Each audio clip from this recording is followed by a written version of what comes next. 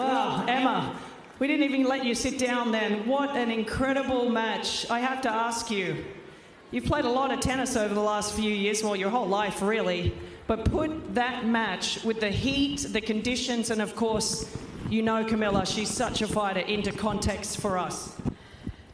Yeah. If you can right now.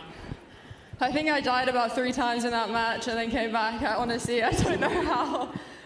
Camilla is such a battler. I mean, every single point I was working so hard, and sometimes, you know, it wasn't necessarily the strongest shots, but you just got to generate over and over again, and she's such a fighter. And even when I was up in the second set, like 4-2, 40 love, like 3 break points, she came back fighting, and then obviously when she comes back, the dynamic of the match changes a bit. So yeah, I'm just really pleased to have got through that one.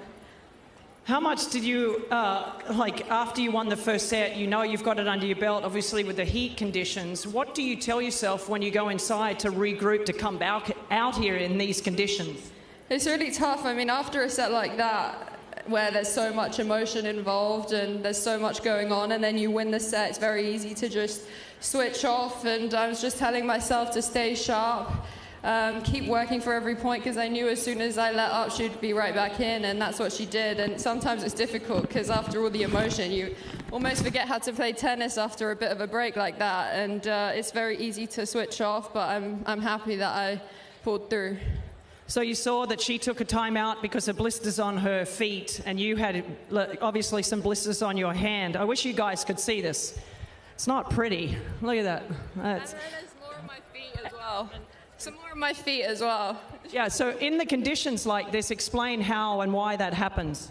Yeah, I mean, it actually came out of nowhere, to be honest. Like, beginning of the match, I was all right, just the normal calluses, and then throughout the match, I mean, my skin was just ripping off, and in the beginning, there was like a flap, but then the flap got ripped off, and it was just pretty raw and open. Sorry if it's TMI, but, you know.